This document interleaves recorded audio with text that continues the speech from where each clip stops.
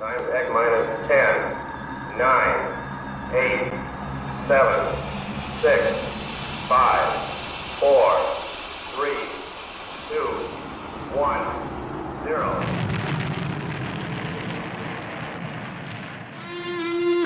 It's the Rocket Hour. Y'all are now tuned in. Time to hit the pick four that you'd love to win. If your money's coming slow, step on the faster track with your host, Ricky Pasternak. Let's go.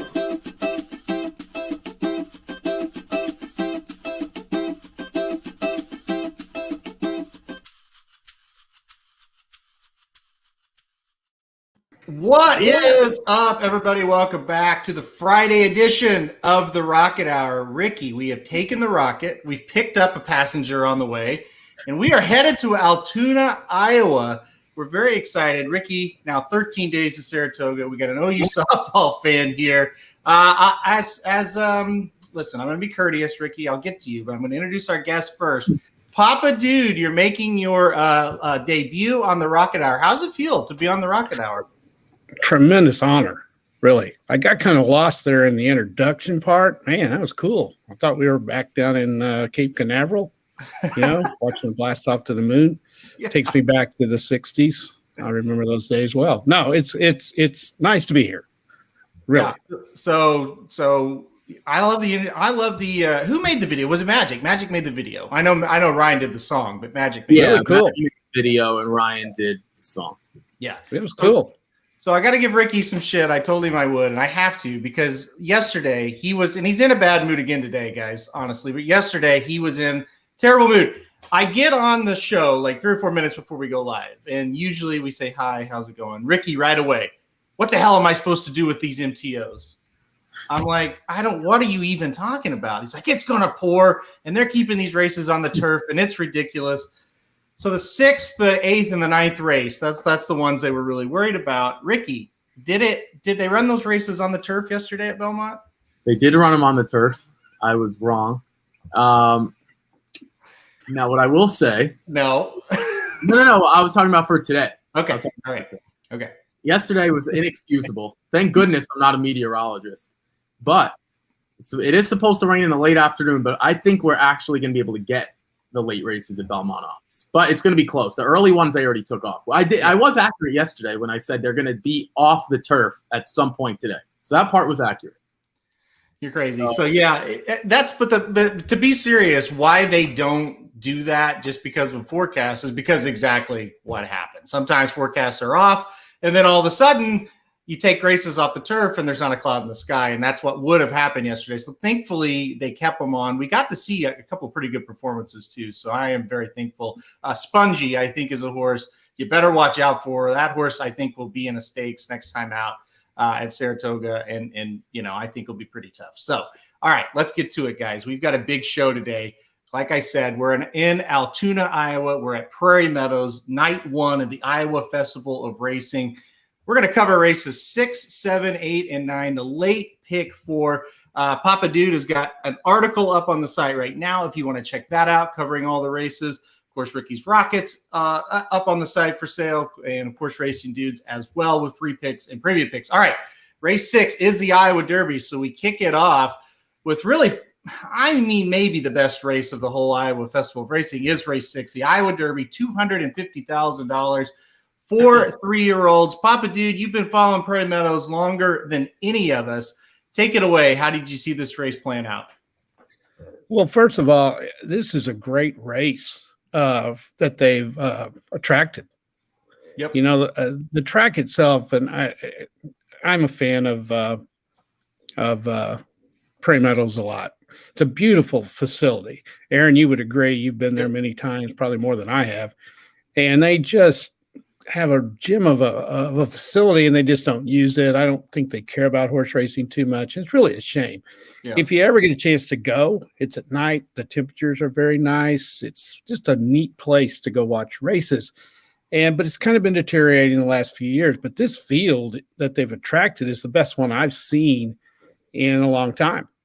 And it's a tough one to pick, really. Proxy scratched out of the race, and that was a contender, I think.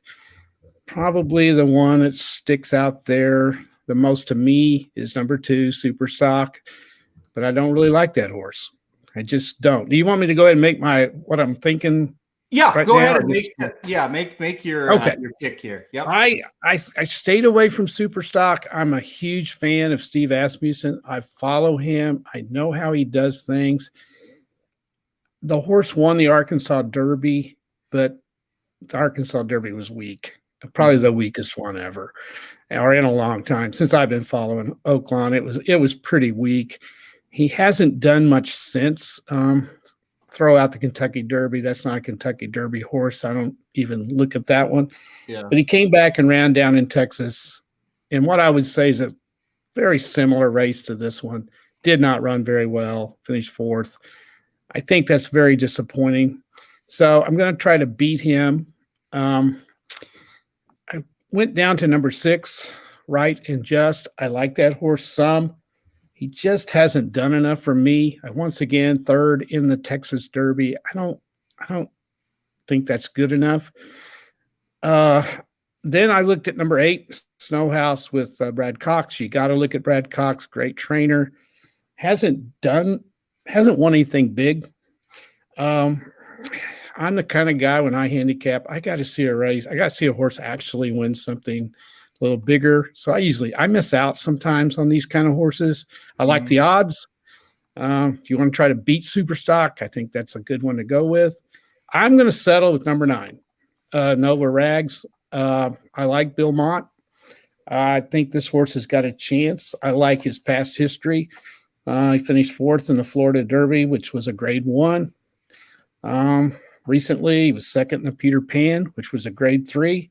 And then at Belmont the other day, he was 3rd in the Woody Stevens, which is a grade 1. I know he lost by 7 lengths. 2 pretty damn good horses he lost to by 7 lengths. I think that race is better than anything these other horses have been in. I really do. So that's my pick. I'm going with Nova Rags at 9. At what is he now? 5-1. And I'm going to take a shot on him.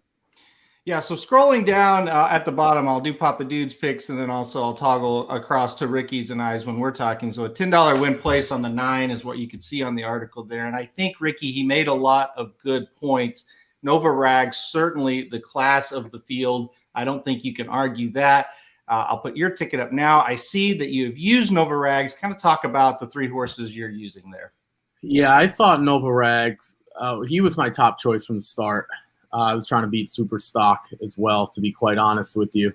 To all the points Papa Dude made, I think it was a weak Kentucky Derby that he ran. He barely beat anyone. And the race before that, the Arkansas Derby, was weak.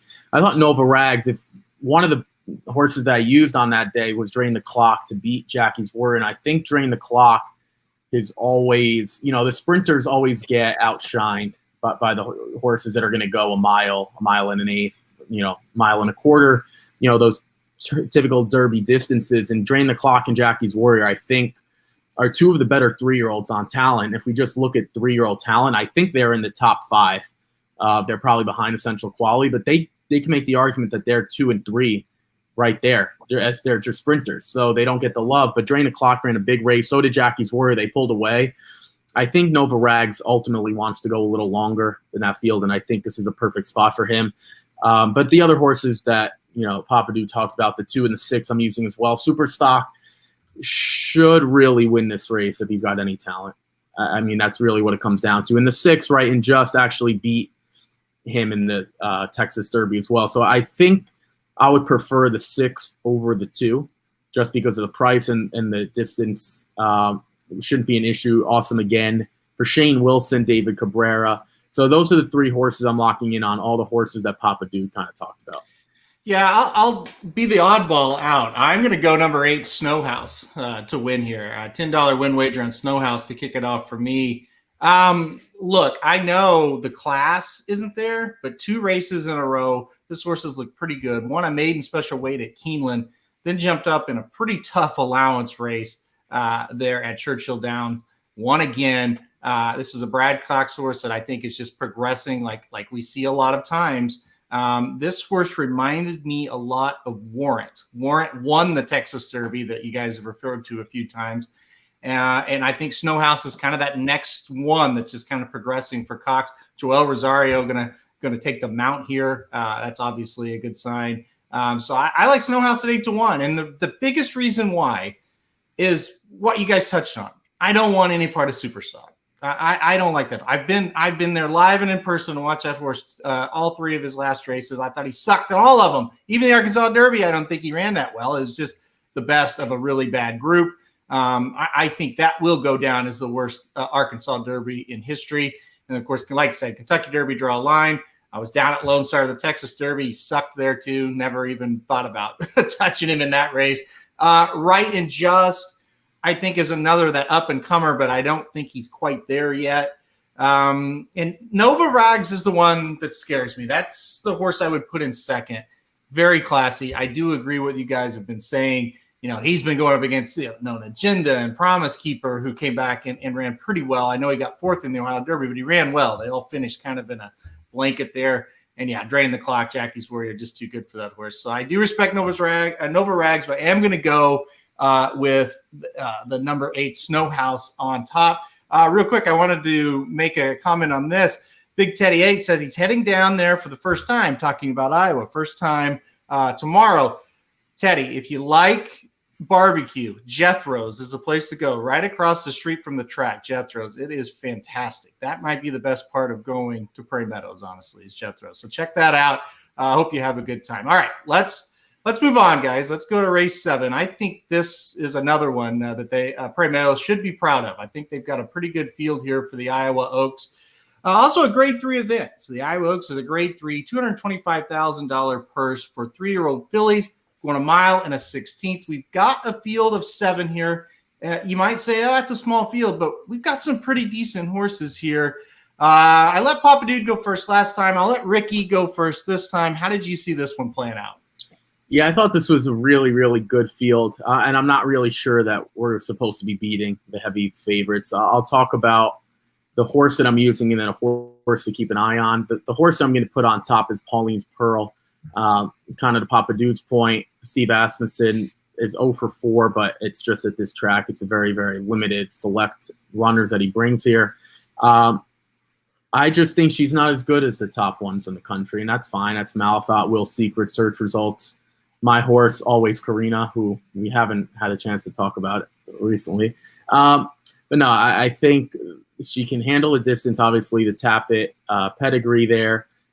This is a race that she's supposed to win. She won the Fantasy Stakes against Ava's Grace, who probably would fit in nicely here as well, and whatever you want to make of Coach. She ran well in the race before that in the Honeybee when Will Secret, who finished 3rd in the Kentucky Oaks. So I think she wins on class. The horse to keep an eye on, though, I think is Windmill. This horse should be on the lead. Now, the problem is the distance. I'm not sure she's really going to be able to handle it, but she's shown the ability to be extremely, extremely tough on the front end. And I'm not sure who else is going to want to go with her. The 3 on paper might want to, but I just don't think she's good enough. Her best race was probably last time out in the Panther Stakes here at Prairie Meadows on June 4th. So I think if the 7 can get there, and that's why I included her, if she can get there, maybe she can go gate to wire. I'm also using the 1 as well, but I think the 2 is clearly the filly to beat. Yeah, I looked at it the same way. I think it's a 2-horse race. Papa Dude, we know you're left for Steve Asmussen. You went against him in the Iowa Derby, which I think was a great idea. What do you think of Asmussen's runner here in the Iowa Oaks? Well, Ricky made a good point on some of these horses. I look at these horses as the B team of the 3-year-olds. The JV teams are up here. Not quite good enough, to be in the A squad, but still quality. I look at it as a 2-horse race too, between Army Wife and Pauline's Pearl. That's number 1 and 2. Ricky, I looked at number 7 also. She ran really well at Oaklawn, which I think is something you got to look at here. And she's also got a race. I believe she hasn't run here. It's number 6, Olivia of the Desert, that has run here at Prairie, which sometimes you would think, well, that's no big deal. It kind of is. You mentioned Asmussen was 0 for 4 up here. he doesn't ship well into Prairie Meadows historically. It's been that way over the years. I really don't know why, but they don't run real well. His horses don't here. I wrestled with 2 and 1 over and over and over. I went ahead and picked the 2 because I root for Asmussen and I don't want to root against him. I would not be surprised if Army Wife wins. I think he's got a very, very quality victory on the tabs. So it's between 2 and 1, and on mine, I would just take your pick. You know, I don't think you can go wrong with either one of them. Yeah, I think if you're playing a pick 4, you can get through this race just using the 1 and the 2. I know what Ricky's trying to do there. He's trying to spice it up, throw the 7 in. Exactly. The 7 does go gate to wire. You're going to get a big price, and it's going to pay a lot. Yeah. 4. Yeah. And Dad, you'll say this. Prairie Meadows is a track that favors speed. There's no question. It does, no doubt. So, yeah, if the 7 can get up there, she can take them maybe a little bit longer than she would at a normal track, or a different track. I shouldn't say normal track. That's not really. And right. She's got Burser riding her, and he knows Prairie Meadows better than anybody. If that makes any difference, I mean, he is the guy up there, or he's in the top 3 almost every year. So it's a good pick, real good pick. Yeah, I would definitely say Burser. Burser or Cabrera, that's probably who I would use, the local guys, Have the local guys for sure. Yeah. But I'm saying piss on the local guys. I'm going to go Joel Rosario's source once again. I'm going number 1 Army Wife as my $10 win wager. I'm like Papa Dude. I went back and forth between the 1 and the 2. I think they both have their positives. I think they both are just a little better than the rest of these horses. But listen, I think Army Wife ran a bang-up race last time out in that Black-Eyed Susan. I think she showed just a little more ability than Pauline's Pearl has. I think this is a really logical spot to come out of the Black-Eyed Susan and then come right here to the Iowa Oaks. I think it makes sense. So I'm going to go right back and give that horse a shot. It's the type of horse, though, that, usually you see this horse at the Iowa Festival of Racing, and it's a single, and it just is not, because the fields are a little deeper this year. But yeah, I think Army Wife's going to be tough. Hopefully we get that 5-2 price. All right, let's go on to the 8th race. It's the feature race of the meet each and every year at Prairie Meadows. We've got a very curious entry, to say the least here. First of all, race 8 is the Prairie Meadows Corn Husker Handicap, a grade 3 race going 1 1/8 miles, $300,000 purse for 3-year-olds and upward. Now, historically, this race has produced some really nice winners. Fort Larned won this race and went on to win the Breeders' Cup Classic. But in my estimation, and I'm 99% sure on this, for the second time ever, a Breeders' Cup winner is running at Prairie Meadows after they had won the Breeders' Cup race. Hansen was the first to do it in the Iowa Derby a few years back. And by the way, they gave out little stuffed Hansens that day. There it is. Still have it. On 6/30/2012, Hansen. So I still have that on my desk. But anyway, Nick's Go becomes the second. Of course, he won the Breeders' Cup Dirt Mile and the Pegasus World Cup.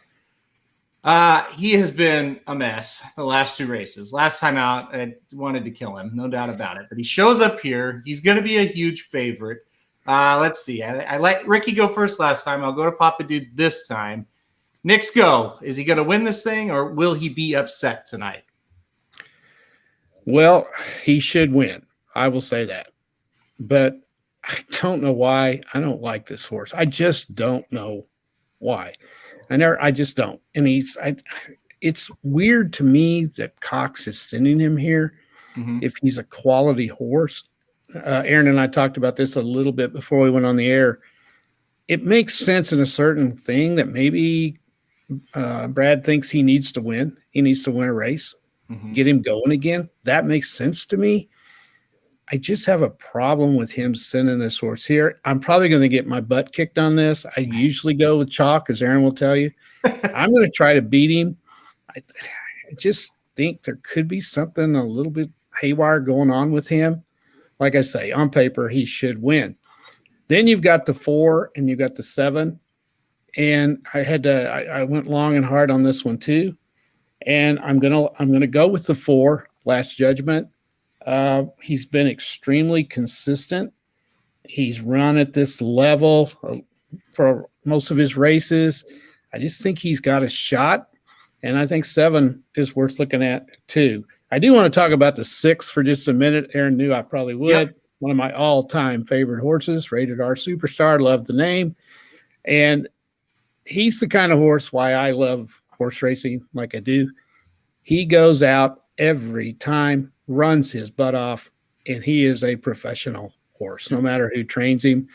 Danny Caldwell claimed him for $50,000. When he did, I told Aaron, I said, what has he done?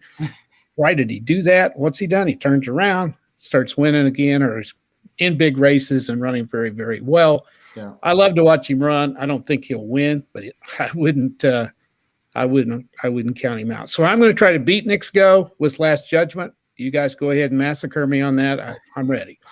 No, I don't think it's a bad pick at all. And I'm with you. I was pretty shocked when I read your article last night, and it's like, wow, he's taking some swings today. So I have. This isn't me. Yeah, I know. You're showing off with the Rocket Hour folks today, I think.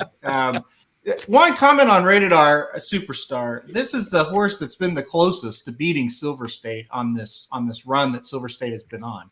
He came within a neck of beating him in the Essex Handicap on March 13th. But that just shows you, at his best, Rated R Superstar can run a big race. Okay, Ricky, I'll ask you the same question. We've got Nick's Go in this race. For some reason, he's here. Does he pick up the win, or does he get beat tonight? Well, for the Rated R Superstar point, that race in the Essex, that was the horse that I had in second. I was all over him then, and I loved him that day. I think he's incredibly good, especially at Oaklawn. I'm gonna use Nick's Go, but I'm only gonna go with 2 horses. The other horse I'm gonna use is Modernist. I kind of look at Last Judgment and Modernist this way. I think they're pretty similar in terms of their running styles. I think Last Judgment's going to be a little bit closer, probably on the lead. It's going to be interesting to see where Modernist sits, right? Because I think Nick's Go and Last Judgment they both need the lead to win. I think they struggle. If you look at Last Judgment, if he wins his races, he has the lead from the start. It's kind of the same thing with Nick's Go. They both need the lead, so who's willing to give it early? I think that could soften it up for a horse like Modernist. That's where I believe things can get away. We talked about Drain the Clock and Jackie's Warrior, how they kind of just skirted from the field. That could easily happen here too. But I believe Nick's Go, if you were to just take talent, Nick's Go versus Last Judgment, you're going to take Nick's Go just on talent. What that leads me to believe is potentially Modernist is just sitting there with an extremely easy duo to pass. So that's why I went with Modernist as well. I think Last Judgment's a little bit better, but he's not quicker than Nick's Go if Nick's Go really wants to lead. That's just the way it is. So I think it's going to set up well. I'm going to use your boy Junior Alvarado with Bill Mott. That's a great combo no matter where you are in this country. So I think that's where I'm going to go. And he wasn't that much worse than Last Judgment last time out. I mean, they're pretty similar. So that's where I went. I went 5 and 7 in this race. Isn't it such a puzzle? The 4, the 6, and the 7, all in really good form, but clearly not as talented as Nick's Go. And then you had Nick's Go, who's just been a disaster the last 2 races. Listen, I don't care that he only got beat 3 lengths in a grade 1 last time out. He was absolutely dreadful in the Met Mile. It was disgusting to watch that horse run. I about threw up. I think I may have. So here's the problem. Here's the problem I have with Last Judgment. And I don't think it's a bad pick, but he's not fast enough to go with Nick's Go early. And if he does do that, he's going to take a lot of energy, and I don't think he's going to be able to hold. I think Last Judgment wins this race if Nick's Go just doesn't show up. If he breaks poorly, he doesn't get a spot, he acts like an idiot, he's done after half, something's wrong with him, then Last Judgment is a lock. I think he takes him gate to wire. I'm with you, Ricky. I thought about it, and I thought, well, one of 2 things are going to happen in this race. Nick's Go is going to come out. He's going to get a lead by a couple of lengths because he's just naturally faster than Last Judgment, and he will just go gate to wire, and he's back. Or the 4 and 5 are kind of going to hook up, and the 7, Modernist, can sit that perfect trip with the greatest rider in the country, Junior Alvarado, coming to my home track, Prairie Meadows, to pick up a win. So I did use the 7 as well. But as far as picking a winner here, I'm not going to go against Nick's Go. Here's why.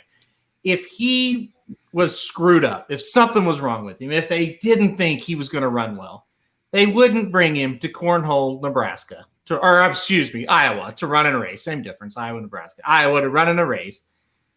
And they wouldn't have Joel Rosario come ride him. They would just get some other rider and say, well, we're not gonna send Joel up there for that. So all those reasons, I just have to think he's going to show up with a big race. I would not bet my life savings on this horse.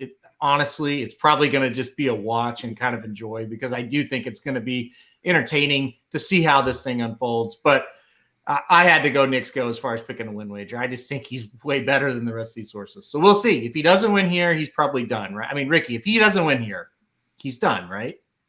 Yeah. Well, the only question I have for Junior Alvarado, and I guess we could throw this to Ricardo, we could throw it to Jose, we could throw it to Joel, all the riders that are shipping in, are they going to go to Jethro's for barbecue? That's the only question I have. That's the only question I have. I don't care if they win a race or not. Are they going to Jethro's? Is Steve Asmussen paying if Tenfold wins? There are a lot of questions to be asked. Is Mike Maker going to pay if Last Judgment wins?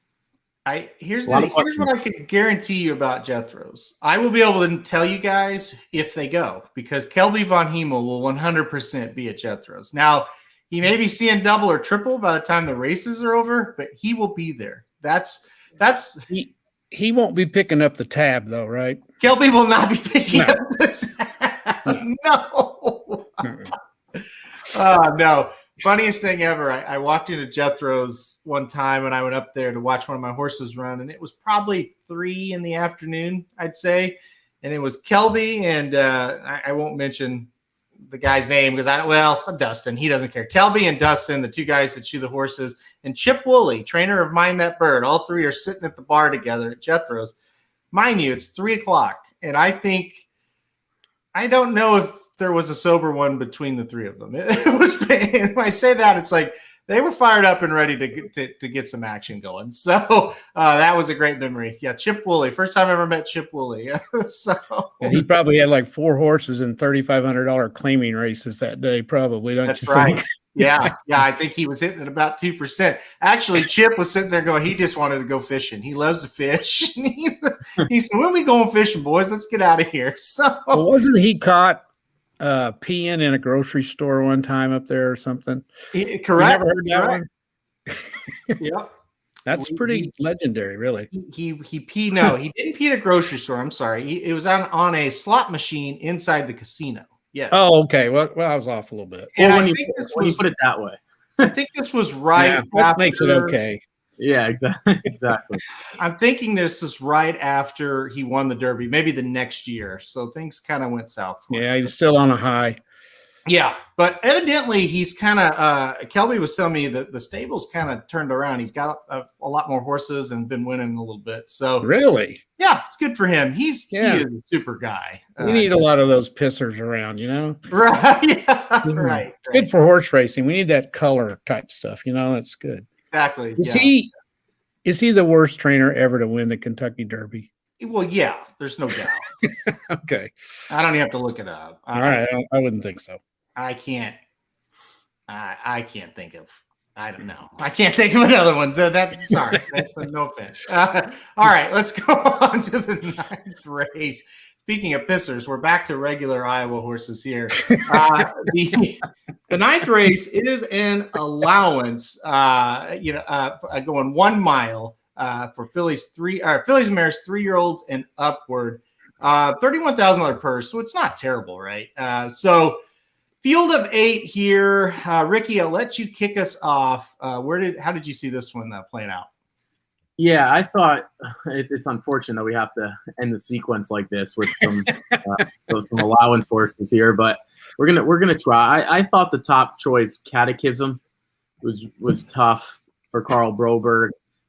It's weird. I like Carl Broberg everywhere except for New York. I never can seem to figure out his 3% win percentage in New York, but he does a great job here. He especially does a great job in the Midwest, and I think this horse ran well last time out. Seems to be getting a little bit better as the year goes on. Was solid in Oakland and runs a race on the turf at Lone Star. Don't really understand what the reasoning behind that was. but kind of makes sense here. This is non-winners of 2 lifetime with all the extra conditions. So this is actually a little bit easier than what she was running in last time, because that was non-winners of 3 lifetime. This is non-winners other than, again, all that language. So this is a little bit easier of a spot, and I think getting Elvin Gonzalez for the 3rd straight time should help as well. So that is my top choice. It's number 6, Catechism. Yeah, I think it's a good pick. All right, Papa Dude, I think you're on the same horse, but I'll let you take it away. Yeah, when you look at Prairie Meadows, you look at Broberg, and he usually does extremely well there. I mean, I just went right to that horse off the bat. I do kind of like number 1 a little bit, Matt's Honey. He's been running for Hartman, and Hartman ran really well at Churchill.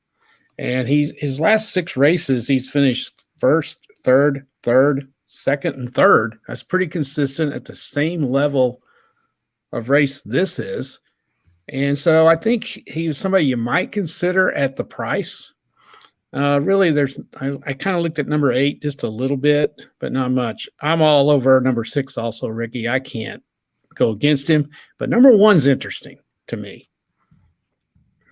Yeah, I think you're right. I mean, you look at this race, the 6 horse just stands out, right? So if the 6 horse shows up, I certainly think it's going to be lights out for everybody else here. The speed figure last time out, much better than anything that anybody else has put up.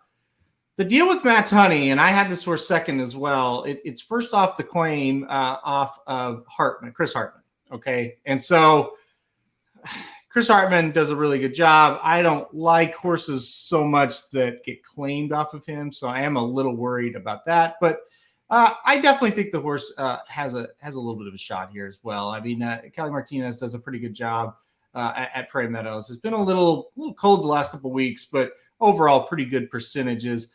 We love the 6. Ricky, is there any other horse you kind of want to talk about here? Yeah, I thought the 2 was a little bit interesting as well. I'd like to see this horse showed speed 3 starts back at Turf Paradise. Now, I know it's not nearly as tough as Prairie Meadows, and it's a step up in class, but I want to see if potentially this horse can show a little bit more speed here, because I'm not really sure where the speed is coming from potentially, and I think this is a relatively slow group. So I think that horse is interesting. Again, we'll need to step up, but 3rd and 4th, again, at those non-winners of 3. So it's a similar thing to Catechism. Does have 2 wins. We see like some of these horses, they're all fitting into that first part of the condition. I'm not going to go through it all, but then it's not, or have never won 2 races. No one fits into that second part of the group except for number 5, and that's Flyta. So they're all fitting into that first part of the condition, which is easier than their non-winners of 3 lifetime that they were entered in before. So I think if you like the 6 Catechism and you're not sure if you want to take the short price, I think that 2 is definitely one to consider as well. It was okay, and you're getting a much better price, quality trainer, quality rider as well. Yeah, it's one of those things. If the 6 doesn't show up, doesn't run, its best race, then it does become wide open. So you do want to have a little bit of coverage there. All right, let's wrap up the Prairie Meadows section of this. I got a special game we're going to play at the end because I know. Well, real quick, Papa Dude, you probably have not looked at like the Suburban Handicap from Belmont, right? No, you're probably right on that. Okay. Yes. All right, we're going to have a little fun at the end. I'm going to ask you sports questions, and I'm going to ask Ricky questions about the stakes race. That way we get a little bit of expert knowledge from everybody. But before we do that, Ricky, recap your ticket, and I will as well, and then we'll let Papa do. Yeah, sure. So I'll start with race number 6. Yeah, and I went with the 269. We talked about Nova Rags a lot, and I think that's the horse to beat. I think he's extremely consistent. That's the horse that I kind of want. But I did use Super Stock as well, more of a defensive use. Then I went with the 127. We kind of talked about Army Wife, Pauline's Pearl. Those are the 2 horses to use. But I think Windmill, if she can get the lead, which I think is possible, she can take the group gate to wire. Again, the distance will be an issue, but you should get a nice price. If it comes home, it's going to be over double digits. Then I used 2 horses in the big race, Nix Go, and I used Modernist. Nix Go, we don't have to talk about, but Modernist is that horse that I think, again, can sit that perfect trip. Try to sit right behind Last Judgment. Knicks Go, maybe pass some tired horses late. And then in the final one, I went with 2, 3, 6. I'm really interested to see if Catechism can live up to them being a morning line 5-2, while My First Pearl, I don't think is that much worse, is 8-1. So that comes out to, I believe, a $27 ticket. Yeah, taking a little swing there, and I think that's the right way to play it because there's no doubt it could chalk out. So Iowa Derby for me, the race 6, I'm going number 8, Snow House. Hoping that this is kind of the Brad Cox up-and-comer that's getting ready to run a big race. Hopefully we get 8-1. I know we won't. It'll be more like 3 or 4-1, but I'll take it anyway. Race 7, the Iowa Oaks. I went number 1, Army Wife. I thought the race last time out in the Black-Eyed Susan a little bit better than what we'd seen from Pauline's Pearl, but I think it's close between those two. Race 8, the Cornhusker Handicap, Grade 3. It is the feature of the Prairie Meadows season. Knicks Go, the 5-horse. That's all I'm going to say about that. We'll see what happens. Race 9, the Allowance, Catechism for me, the 6-horse. I think that horse just looks a little too good for the rest of this field. All right, Papa Dude, wrap us up. Or give us your 4 wagers for the last 4. All right, I went with number 9. I believe $10 to win at in number 6. In the 7th race, it was really tough between 1 and 2. I could go either way, but I went ahead and went with Asmussen and Pauline's Pearl. And in the 8th race, I'm going to try to beat Knicks Go. I wouldn't bet a lot on it, but I went with number 4, Last Judgment. And in the 9th race, I'm with everybody else. I go with number 6, Catechism. All right, there we go. So Catechism, the only consensus top pick for all 3 of us. So that's interesting. That's when you have a good card. You know, that's a great point. Yeah, you're absolutely right. And they put together 3 very good stakes races tonight, and that's why Ricky said, "Hey, this is what we're doing." So I like it. All right, now we're going to play a little game here, Ricky. Where I'm going to ask you the horse racing questions. Papa Dude's going to get the sports questions. First, I'm going to go to you, Ricky. Let's talk about the Suburban. I'm not going to pull it up on the screen, but it's a field of 6. But basically, for me anyway, it's a Happy Saver versus Mystic Guide rematch. How did you see it going? Did you go with either one of those? Yeah, so I definitely went with one of them, but I will say that I'm going to try to stay away from Mystic Guide. This is one of those. I actually put Mystic Guide 3rd. And I'll explain why I did that. It's when I do the product, I try to rank them. We talk about rankings. I try to do it in the odds I think the horse can win the race because it's multi-race sequences. So I'm not doing it your way where it's like, oh, my second horse is the horse I think that's going to finish second. It's most likely to win the race. Right. So it's a different way to look at it. So that's why I put the horse 3rd. I think on talent, I want him 2nd, but I think I put Happy Saver on top, and then I actually used Moretti right there as well. I think this is going to be extremely, extremely slow. I think that this is just going to be one of those merry-go-round races. And I think Happy Saver is going to be the horse to beat on the front end. And I wouldn't be surprised to see like a 24-1, 24-2, which isn't that slow normally, but these horses are really, really good. So I went with Happy Saver on top. I don't like the way Mystic Guy has ran really, really well in Saudi. I'm always dubious of those horses coming back. I really, really am. It wouldn't be the first time that he didn't run well. We haven't seen Knicks Go look quite the same since he's come back. He's running heck in Iowa. I never would have predicted that. I don't think anyone would have. So I'm going Happy Saver. And then I actually used, just as a crazy long shot, Moretti, just because Moretti, this distance is like shortening up for him. I mean, this horse runs crazy distances all the time. So I think it's just going to be 1-6 the whole way. I do think Happy Saver is the horse beat, but maybe by some miracle, Moretti's able to outlast because of those distances. I mean, real quick, 1.5 miles, 1.75 miles, 1.25 miles, 1.4 3/8. So this horse is literally taking a cut back in distance down to 10 furlongs, which is shocking. So I'm going to use those 2, and I hope I can beat Mystic Guide. Yeah, I think Mystic Guide is the best horse, no doubt. The Dubai bounce is the big question. He's had adequate time off, but sometimes that doesn't matter. So I think it's going to be a good race. I went Mystic Guide. I'm confident that he's going to come back and run pretty well here, but we'll definitely see. I think it's going to be a hell of a race. I think Happy Saver is really, really good. So we may have some conversations about the Classic next week after this race, and it may be a little different than what we saw coming in. So, all right, Papa Dude, sports question for you. Tampa Bay, Montreal tonight. Game 3, Tampa Bay has looked pretty good the first 2 games. Can Montreal turn the tables tonight? Well, I'm a huge hockey fan, as you know, and been watching this extremely well. I watched all of them. Love Tampa Bay. They're my favorite team, other than the Blues. I don't know, Aaron, whether you saw Game 2 the other night. I'm thinking maybe you were busy and didn't see much of it. Yeah, I didn't get to see it. Montreal dominated that game. And if you just look at the score, you don't see that. At one point, they were out shooting them like 25-7. Wow. And Vasilevsky, the goalie for Tampa, was unbelievable. So I think Montreal's got a shot tonight. I'm kind of wanting them to win because I kind of like to see a pretty good series. I think it would be neat if the Canadians won the Stanley Cup. Do you realize that Canada has not won the Stanley Cup since 1993 when Montreal won it, which is unbelievable when you think about it. Tampa's going to win the series. I would bet $100 easy on that. I kind of think Montreal might win tonight. I kind of think they might. I think they might have gained a little confidence from the way they played. Vasilevsky won the game for Tampa. In the second period, it was just unbelievable. And I don't know whether you guys saw that goal that Tampa scored with like 0.3 seconds left in the period to make it 2-1. That may be the greatest goal I've ever seen in the playoffs.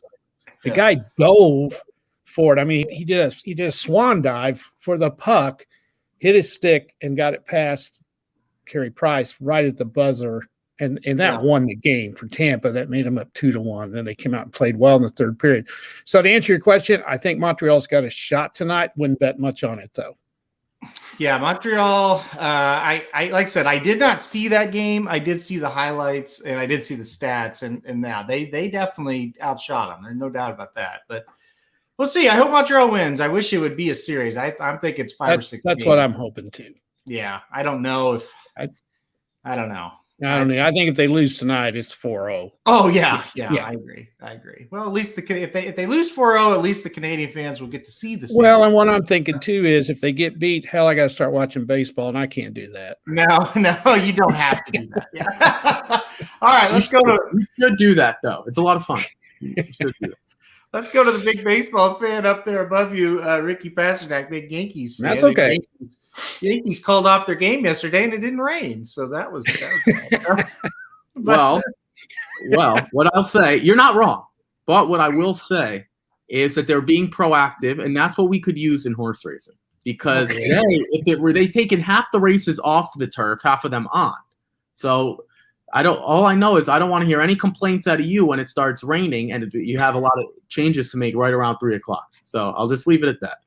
All right, Ricky, I'm gonna kick it to you now, even though I'm ready to go off here. I'm done. But no, I'm kidding. I'm definitely kidding. Ricky and I love each other. We're gonna be in Indiana next week. It's gonna be great. Only best friends go to Indiana together. So we'll be at Indiana. Let's take the rocket. Let's go down to Hallandale Beach. I want to ask you about the Princess Rooney Stakes. It's race 11 on Saturday. It's Breeders' Cup winning you're in. Just like the Suburban is the winning you're in for the Classic.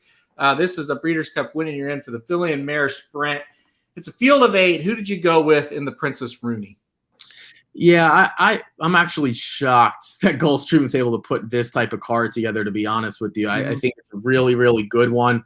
I think you could, Aaron, make a legitimate case for, I'm looking here, I think you can make a case for at least 4 and really make a case for a lot. But I did put Laura's Light on top. I really liked the way she ran it down at Gulfstream, and now going to come here. We've never really seen her on the dirt except one time, and it was pretty strong.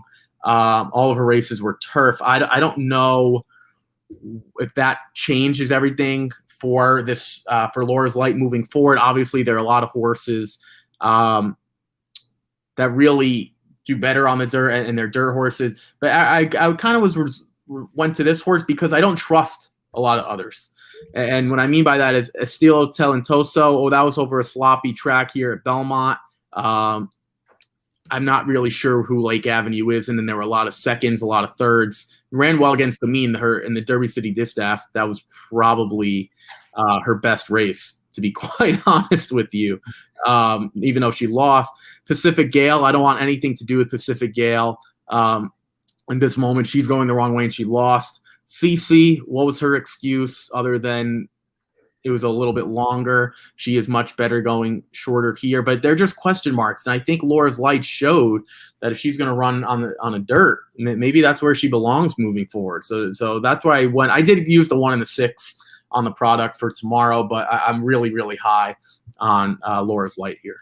I'm with you. I was right there when that happened, and that pretty much cost me the tournament at Lone Star, because what happened was she was on a race on the turf, and so I was in 12th place, and I was going to bet $1,000 to win on her on the turf, and then it rained off, and so I skipped the race and put the $1,000 win wager on Warriors Charge, who finished 6th out of 7th in the freaking whatever race that was, the Sexton Mile. But Laura's Light was dominant on the dirt. That's what I'm getting to. I think that was maybe her best race, actually, that race last time out. So I'm excited to see her here in the Princess Rooney. I think she'll be tough to beat. I think 7 furlongs is good for the source as well. So I'm with you. Laura's Light on top for me as well. All right, Papa Dude, let's talk about basketball. This series has sucked because of injuries, but the Bucks and the Hawks are in Game 6. It's not tonight. It's tomorrow night, but I'm going to ask you, Bucks or Hawks in Game 6? Who's winning that one? Who knows? I mean, I have buried the Hawks so many times in these playoffs. If I had $100 for every time I counted them out, I'd probably have $1,000. I mean, here's what I think. We got 2 superstars that are out, and Trae Young may play for the Hawks. I haven't heard. Ricky, you heard any updates on that? Whether he's out? Yeah, so as of right now, he was really, really gimpy. There was a video last night of him warming up, and he doesn't look great. I would say at this point, him and Giannis are probably both going to be out. Yeah, I think they've announced that the other one is out, haven't they? Yeah. I believe he's definitely out. Yeah, he's probably going to be out. He's probably out for the rest of the series. I think Trae. Well, I know that the Hawks won Game 4 without Young, which shocked me. But is it Giannis? Is that how you pronounce? He's got too big a name for me.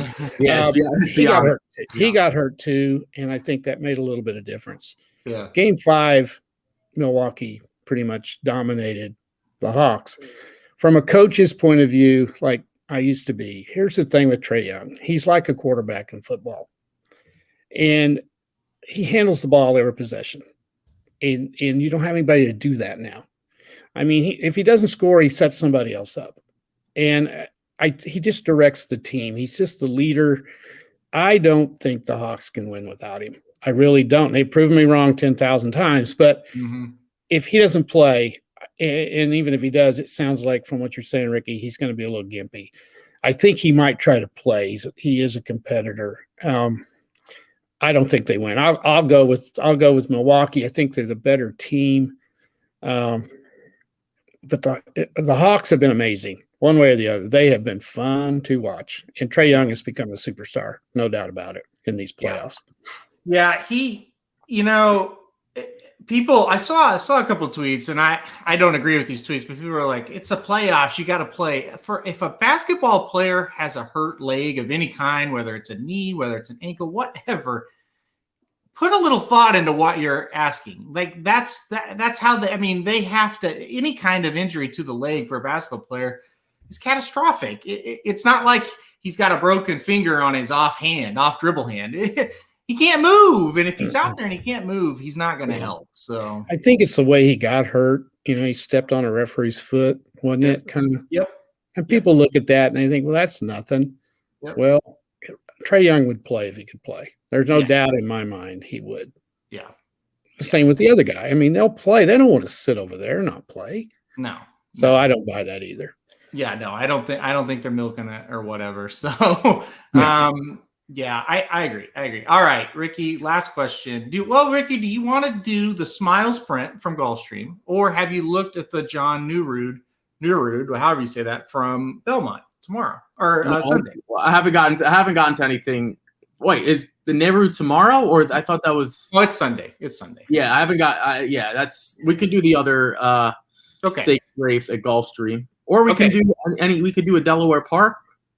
race? I don't want to Delaware. Okay. We're going to do Smile Sprint from Gulfstream Park. It's race 10 tomorrow, the race right before the Princess Rooney. It's not a win and you're in for the Breeders' Cup, but there's definitely been some horses running this race and then go on to run in the Breeders' Cup. Smile Sprint, who you got, Ricky? Okay, so I do think Diamond Oops is the horse to beat. I don't think I'm, making anything up there. But I do want to say that just at the morning line price, I'm taking number 1, Frosted Grace, and here's why. Okay, the last time we saw Frosted Grace was in a stakes at Gulfstream, was at the Sir Shackleton, and then ran in the Gulfstream Grade 3 Gulfstream Park Sprint to Mischievous Alex. That's 2 second-place finishes. We haven't seen this horse win since he ran here at Gulfstream, which was a long, long time ago, back in December. But the 2 races this year have been pretty good. At 16-1, he lost to Special Reserve and Strike Power, 2 horses that shipped in for Pimlico weekend there. I think that was the middle of May, probably the 15th or 16th or so. It has some tactical speed, and I think you'd be remiss if you took Diamond Oops after that one race that I didn't think was all that great. He barely won, but he had looked brutal. Absolutely brutal before then. So I think a lot of people are going to hop back on, say, oh, he's the horse to beat. I think Frosty Grace is a lot more consistent. It's going to be extremely slow, this race. And I think the 2 and the 3, Our Nation Parade, and I forgot who the other one was, Willie Boy, those horses are probably going to want the lead, but they're not very good. The 1 and the 6 should be sitting like right there in that mid-pack area, I believe. I'll take them. I'll take head-to-head the 1 and the 6. So that's what I use. I just use those 2. But to me, Aaron, like the 8 miles ahead lost to Diamond Oops. Don't need that horse. Chance It lost to a horse in Double Crown who I have zero interest in. I think Frosted Grace is really, really, really interesting. And we're going to see Javier Castellano going to be down there at Gulfstream picking up the mount for the 2nd straight time. So that's what I'm going to use. I think Diamond Oops is the horse to beat, but I think the 1 Frosted Grace has to be taken very, very seriously. Guess what? Same horse. I'm on Frosted Grace. I think this horse is set up to run big here. Now, I agree. Diamond Oops is certainly a solid horse. Frosted Grace is going to have to run well to beat him. But I think he can. So I'm definitely in on Frosted Grace. I'm excited. So hopefully we get that 6-1 price. Well, can I switch my pick? Because if we're both on the same horse, then we're not going to win. Well, that's not a good way to look at it, Ricky. So it's just not hasn't been our. We've been going with a few of the same horses, and it hasn't worked that well for us. So right, yeah. At least if I take a different horse, no, I think the 6. I do think Diamond Oops is talented, but I think a lot of people are going to run to the windows based on what they saw last time out, and it wasn't that great. It's not a horse I'm dying to go bet at a short price based on what I saw. So we'll see. All right, here's a comment from Charles. Says, hey, dudes, how about we do the pick 5 at Prairie Meadows? Last night, Charlestown pick 6 paid out $468,000. And today is a carryover at Prairie Meadows, $250,000, pick 5. We covered the pick 4, so there's just one race there that you have to go. So if you just joined the show, we did cover the pick 4 races 6 through 9, and the pick 5 is race 5 through 9. So we did kind of cover that for you. And thank you for the for the love and the haters on Twitter. We don't worry about those. Okay. Papa Dude, what was I going to ask you? Okay, so we're going to assume Milwaukee wins. Any chance at all Milwaukee can beat the Suns, or is this Chris Paul's time to get a championship? Well, I think a lot's going to depend on if Giannis can play. For the sake of this argument, let's say he is back for that series. Oh, definitely they have a chance to win. I don't think there's any doubt about it. Yeah. I really like Phoenix a lot. And I think I'm hoping Chris Paul gets his time. I mean, talk about a class guy. He seems to be the real deal. He was tremendous the other night. Shout out to the Clippers too. Holy cow. Look at what they did throughout these playoffs too. And would we be talking about the Suns if Kawhi had played? Yeah. I don't know. I don't know they would have beat them with him. I mean, he's a pretty good money player in the playoffs.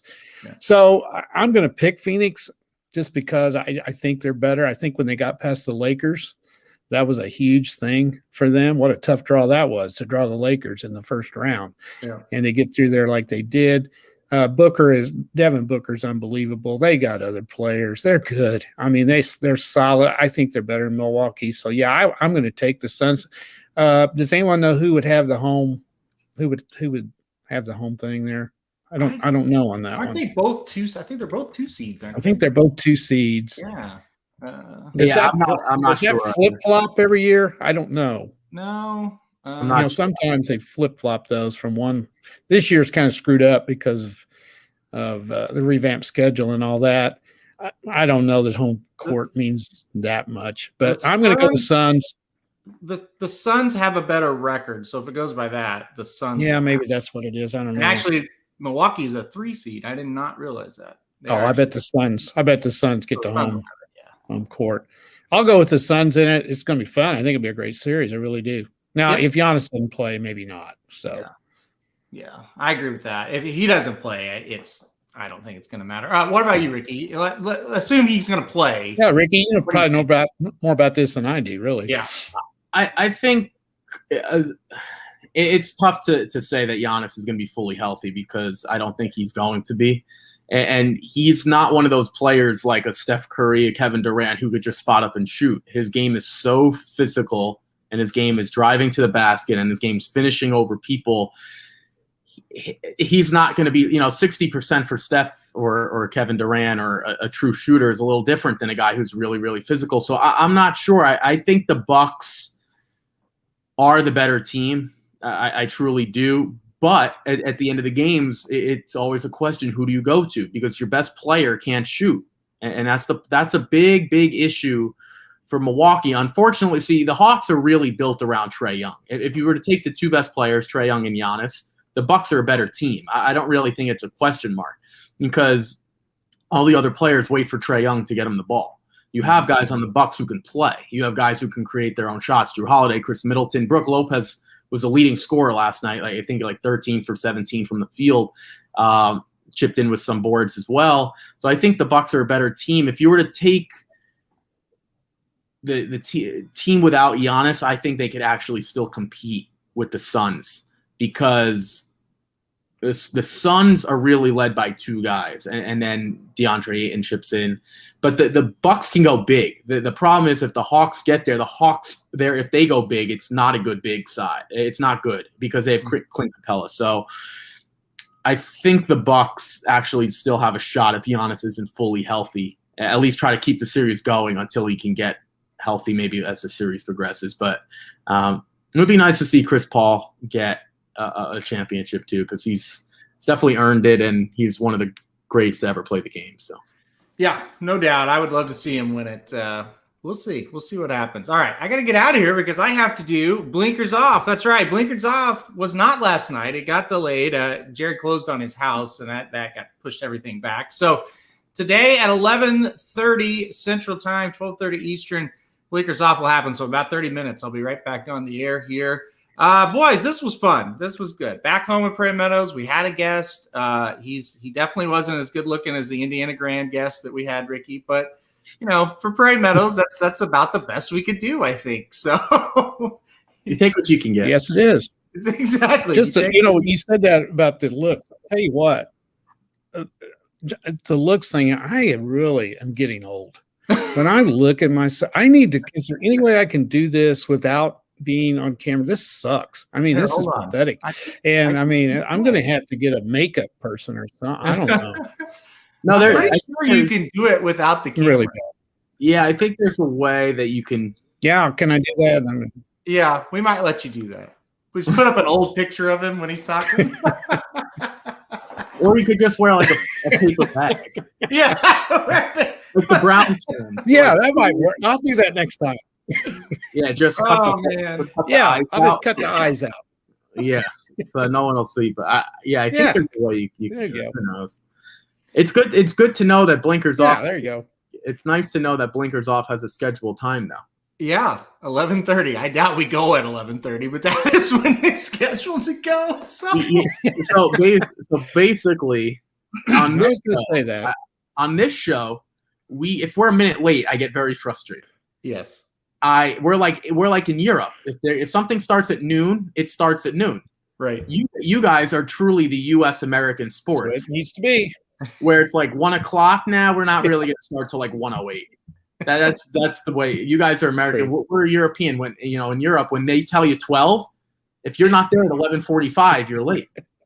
So that's the way we operate. We like to operate on time here. So good luck if you guys start at 12:30 or 1:30 or 3. Who knows? Well, thankfully, you will get alerted if you follow us on Twitter, Facebook, Periscope, I don't know, whatever the hell we are. I don't even know what we're even on, but you do YouTube, we will get alerted. So, all right, we're going to get out of here. Hopefully you guys enjoyed the show as much as we enjoyed bringing it to you. We were happy to have Papa Dude on. We were happy, as always, to have Ricky. He was in a bad mood, but he got better as we went along. So I thought that was good.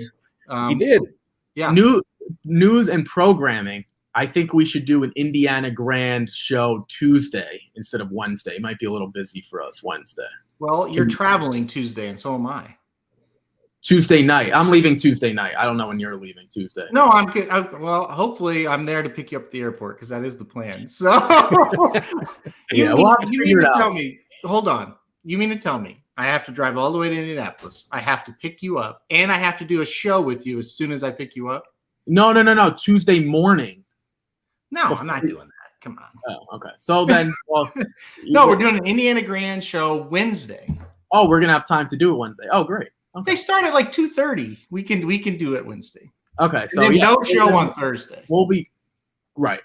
We'll be covering. Okay, so that's the plan. Covering Indiana Grand. Yep. And then at that point, no show Thursday. But when we come back on Friday, that means it'll be 7 days. It'll be 6 days to opening day at Saratoga. So that's correct. That's the plan. So I have to see you Indiana Grand and Saratoga like a week after. So that's oh god. Well, and then like 2 or 3 weeks later for Whitney weekend. Oh, I'm gonna start canceling these trips. I gotta get out of here. I gotta start canceling trips. All right, guys. Thank you. Thanks, guys. Dude. Thanks, Ricky. Good luck to everybody playing, not only today, but this weekend. It's a really good weekend. And also have a fun and safe 4th of July. Ricky and I will see you back here Wednesday live from Indiana Grand.